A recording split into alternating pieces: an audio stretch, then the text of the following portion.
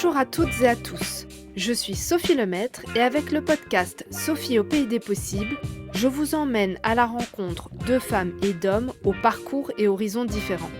Leur point commun ? Lutter contre la corruption et l'évasion fiscale pour un monde meilleur, plus juste et plus éthique. Parce qu'il ne s'agit pas uniquement de rêver d'un autre monde et parce qu'il est possible de changer les choses, rejoignez-moi au pays des possibles.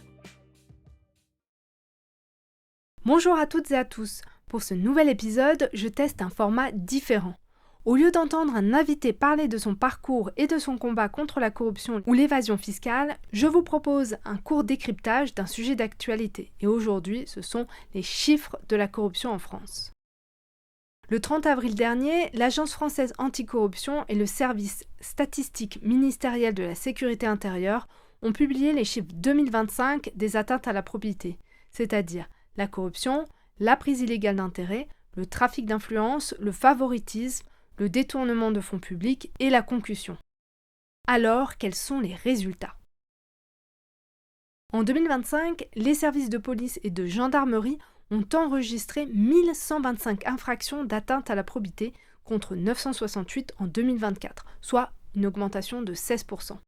À titre de comparaison, en 2016, les services de police et de gendarmerie ont recensé 620 infractions. Le nombre d'infractions enregistrées ne cesse donc de croître, mais peut-on pour autant dire que la corruption a augmenté en France ces 10 dernières années ?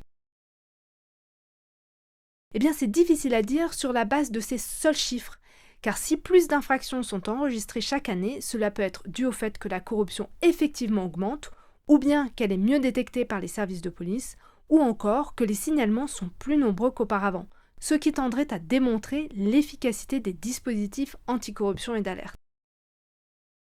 Ce qu'il faut bien avoir en tête, c'est que mesurer et évaluer le phénomène corruptif est complexe, d'autant plus que la corruption est par nature cachée. Alors il existe de nombreux outils pour mesurer la corruption, comme les indices, les sondages ou les enquêtes auprès des citoyens. L'indice annuel de perception de la corruption de Transparency International est le plus connu. D'ailleurs, depuis 2 ans, la France dégringole au classement.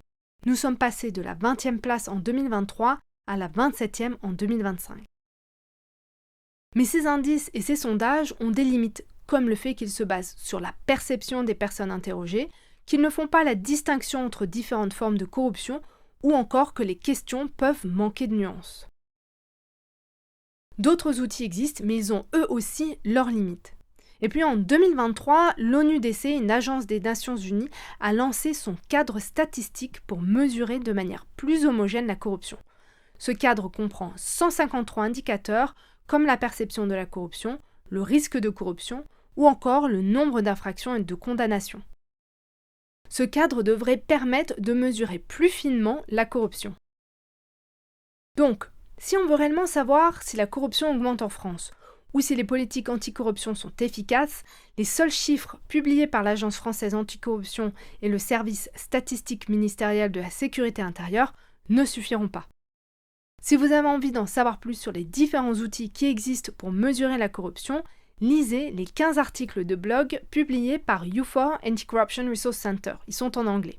Les liens sont dans la description de l'épisode. Il y a une autre information que je trouve intéressante dans cette analyse de l'Agence française anticorruption et du service statistique ministériel de la sécurité intérieure. Les hommes sont surreprésentés dans les mises en cause. Peut-on, pour autant, en déduire que les hommes sont plus corrompus que les femmes ? La réponse est bien évidemment non. Selon Marie Chen de Transparency International, les études menées au début des années 2000 ont montré que ce n'est pas une question de sexe ou de genre, mais d'opportunité. Et comme les hommes ont traditionnellement été dans des positions de pouvoir, ils ont de ce fait plus d'opportunités de corruption. En revanche, les femmes sont plus vulnérables à la corruption et elles font plus souvent l'objet de ce qu'on appelle la corruption sexuelle. C'est-à-dire que la monnaie d'échange, au lieu d'être monétaire, va être un acte à caractère sexuel. Pour en savoir plus, je vous invite à écouter le hors-série numéro 4 du podcast sur la corruption et le genre. Dans cette étude, on apprend aussi que 188 000 personnes âgées de 18 ans et plus ont déclaré avoir été confrontées à une situation de corruption dans le milieu professionnel en 2023. C'est 0,4% de la population française, c'est vraiment minime. La question c'est donc, est-ce que ce chiffre a augmenté en 2025 ? On n'a pas la réponse. Et puis, moins de 1% des personnes physiques victimes de corruption déposent plainte. Pourquoi si peu de personnes portent plainte ? L'étude n'apporte malheureusement à nouveau pas de réponse. Vous l'aurez donc compris, l'analyse est instructive et nécessaire, mais ce n'est qu'un point de départ. On ne peut pas en tirer des conclusions définitives dans un sens ou dans l'autre. En revanche, cette analyse montre à quel point il est urgent que les pouvoirs publics se saisissent de cette question et se penchent sérieusement sur l'évolution de la corruption en France. Merci pour votre écoute, j'espère que ce nouveau format vous a plu. N'hésitez pas à m'envoyer un message pour me dire ce que vous en avez pensé. Partagez l'épisode et le podcast autour de vous, abonnez-vous bien évidemment pour ne manquer aucun épisode. À bientôt!